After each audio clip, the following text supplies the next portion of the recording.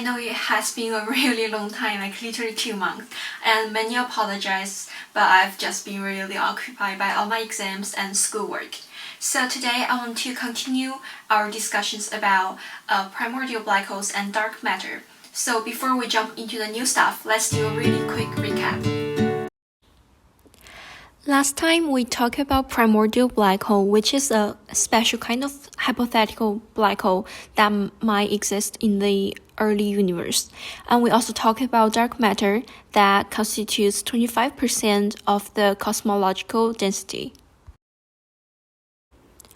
Then the central argument that we talked about was whether primordial black holes constitute all of dark matter. Last time my answer was yes by introducing a three-body scenario.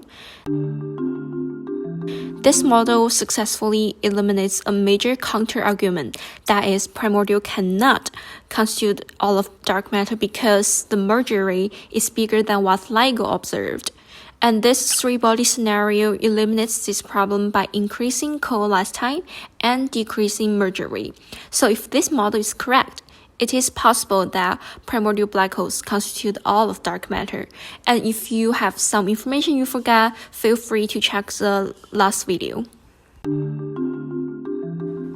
However, today I want to analyze if this three-body scenario is really applicable in this case.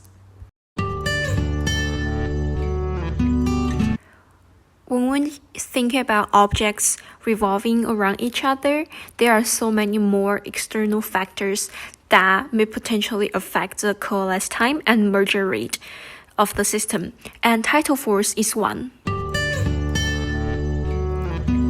A contradictory claim is that the last argument neglects the effect of the tidal force. In short, tidal force from the outer primordial black holes is weaker than that from the space between the black hole binaries. And this unbalanced force will cause the orbital to be highly eccentric, which means E will remain close to 1 and short merger rate. In other words, the merger rate still stays larger than observed. Then this three-body scenario doesn't really make sense in the case. And the second concern is that whether this three-body scenario is likely to ever happen in the first place. If you can recall that in the three-body scenario, there is a third passing by, let's say, intruder in the system.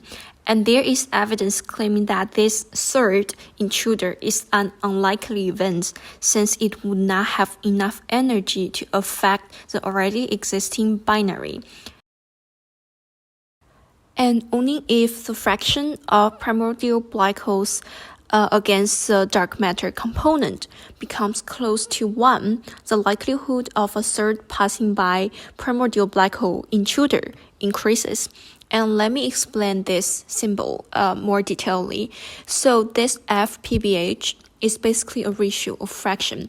A fraction of primordial black holes constitute how much percent of dark matter component. So if this fpbh equals 1, it means primordial black holes constitute all of dark matter. If this fraction is, let's say, 0.5, it means primordial black holes only constitute like half of the dark matter. And in other words, the premise of this three-body scenario was already based on a debatable criteria that primordial black holes comprise all of dark matters or dominant parts of dark matters. So this is why this three-body scenario is still a very highly debatable scenario. Of course, those two are just very tiny portion of the whole discussion of this model. And it's not my place to give you a concrete answer, yes or no, this model works. Those are just informations that I've gathered.